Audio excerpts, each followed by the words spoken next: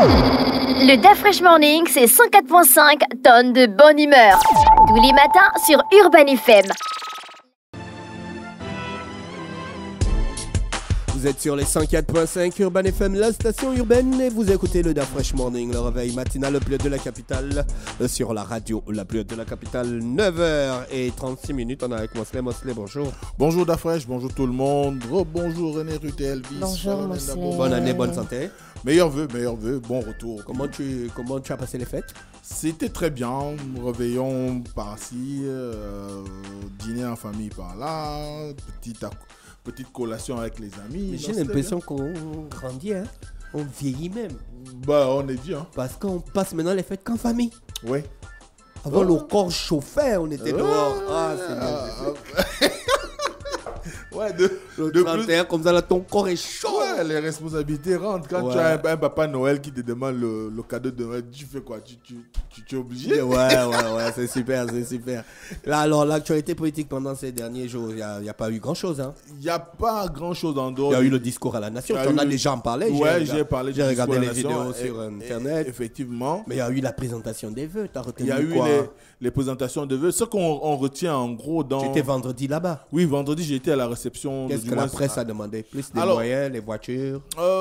Pas nécessairement. La presse a demandé en priorité un encadrement, un accompagnement de la part de l'État, surtout permettre à ceux qui aient un environnement propice pour l'exercice du métier de journaliste ou encore de tout ce qui a rapport avec les médias en un mot. Et ce qui est ressorti, c'est qu'il y a quand même la volonté aujourd'hui pour les journalistes ou encore les médias de travailler de commun accord avec le CTRI pour permettre à ce qu'il y ait une meilleure circulation de l'information, pour permettre aux populations de savoir en temps réel ce que fait le CTRI et comment le CTRI entend mener le pays jusqu'à la fin de la transition. Et je crois que les doléances qui ont été posées par M.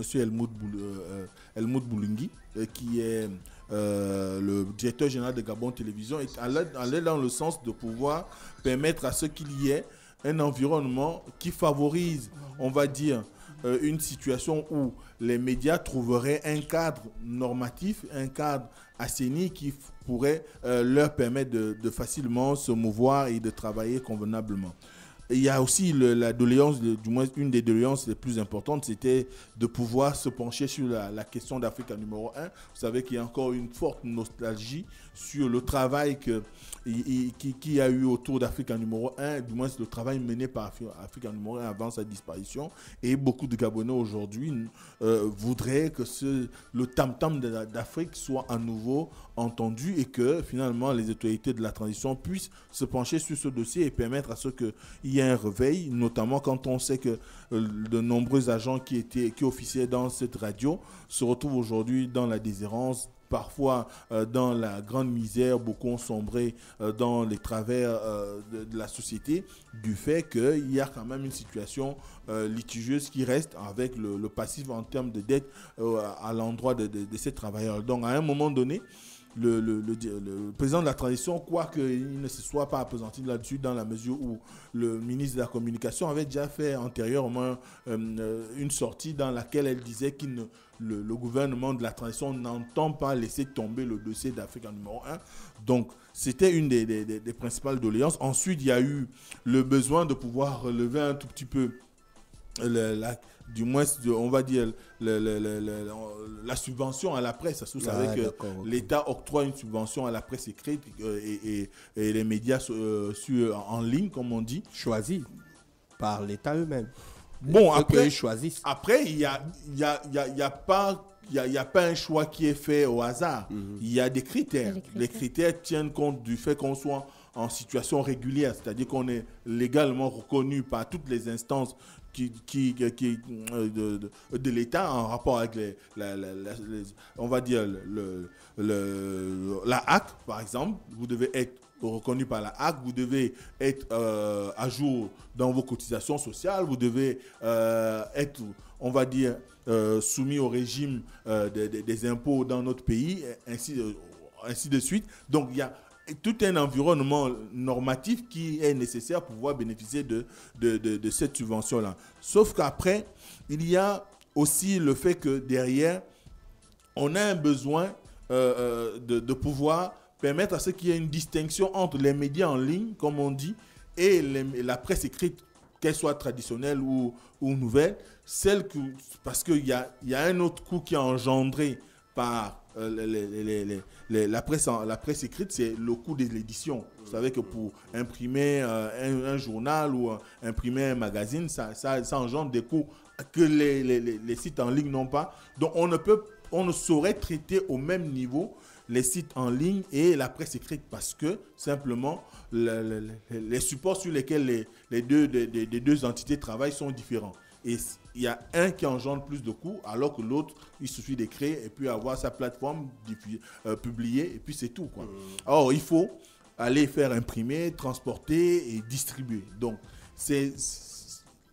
dans la communication, le directeur général de Gabon Télévision a demandé, a sollicité à ce qu'il y ait un traitement différent, mais que cela soit évidemment dans un esprit de pouvoir peut-être apporter l'équité et permettre à ce que les organes de presse respirent. Donc il y avait vraiment un certain nombre d'informations qu'on a pu retenir de cette communication, mais en gros, les vœux tournaient autour de pouvoir amener le CTRI, amener le président de la transition à comprendre que la presse est disponible pour travailler avec eux.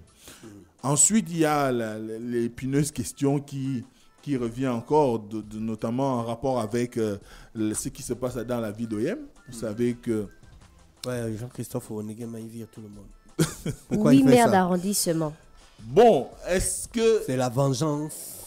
Est-ce que c'est il y a 8 arrondissements, oui. Non, il y a deux. Il y a 2 arrondissements, mais il y a un corps municipal qui est là. Donc, il y a des maires et des maires adjoints pour les arrondissements. Et puis, il y a les maires adjoints. Mais qui t'a dit qu'il y avait 8 arrondissements? Non, parce que René t'a dit 8 maires d'arrondissement. Donc, tu as entendu 8 maires.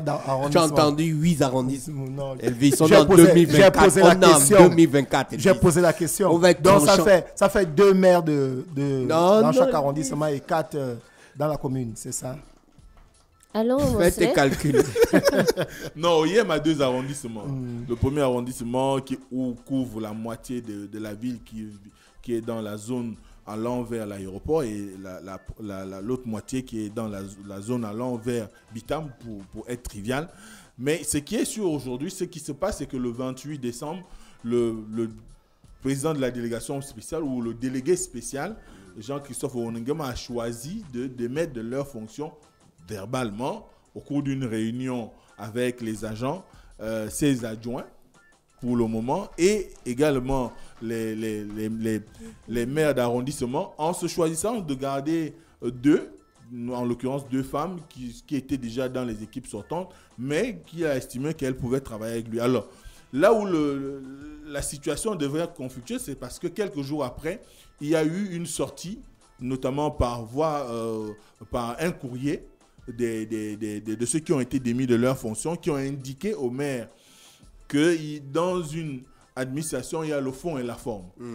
Dans le fond, même s'il peut avoir raison du fait qu'il aurait reçu des instructions, comme cela est écrit dans le document que j'ai, que la décision viendrait de très haut et que finalement, la forme elle-même ne s'y est pas. On ne peut pas démettre des maires ou encore des autorités municipales sur la base d'un discours tenu au cours d'une réunion sans qu'il y ait une saisine appropriée, sans qu'il y ait le recours à une notification écrite. Donc, ils ont réclamé cette notification écrite, mais aussi ils relèvent quelques irrégularités, notamment le fait qu'au moment où le maire, du moins le délégué spécial, leur a partagé cette information ou leur a donné cette communication, eh bien, il y avait dans la réunion un membre de sa famille, ce qui n'est pas déjà normal. Donc, après...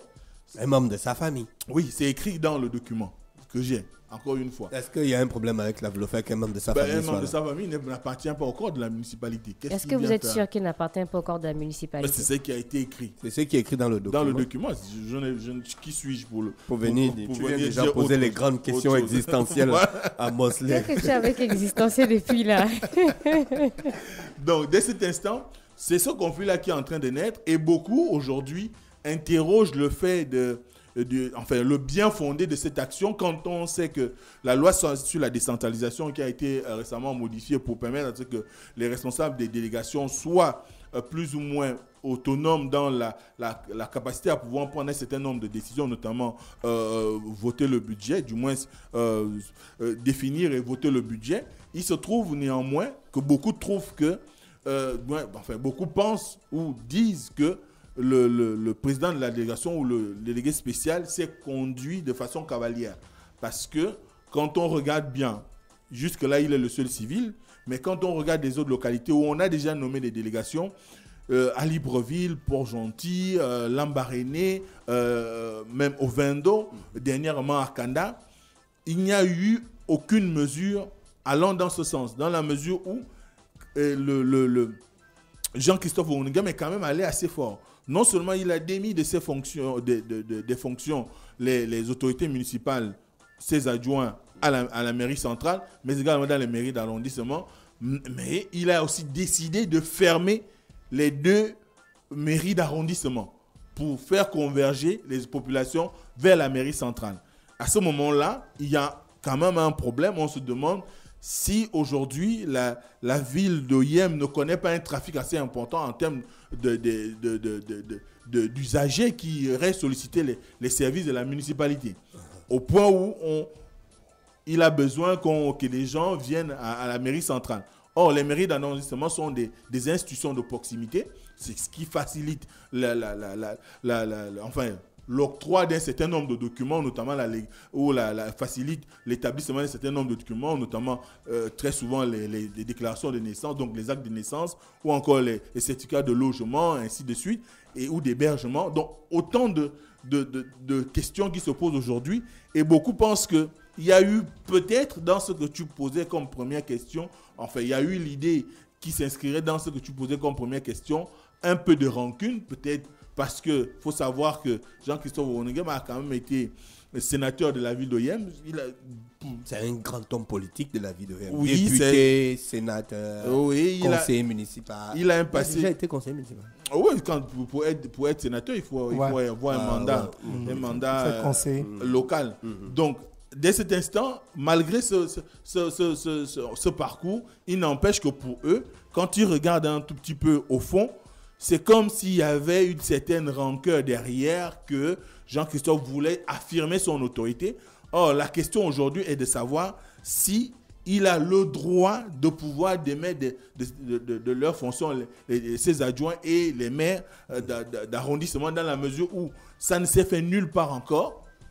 Et on sait qu'il y a une autorité de nomination et c'est cette autorité de nomination qui peut aussi mettre un terme aux fonctions des intéressés. Mais ils ont dit qu'ils restent à leur poste.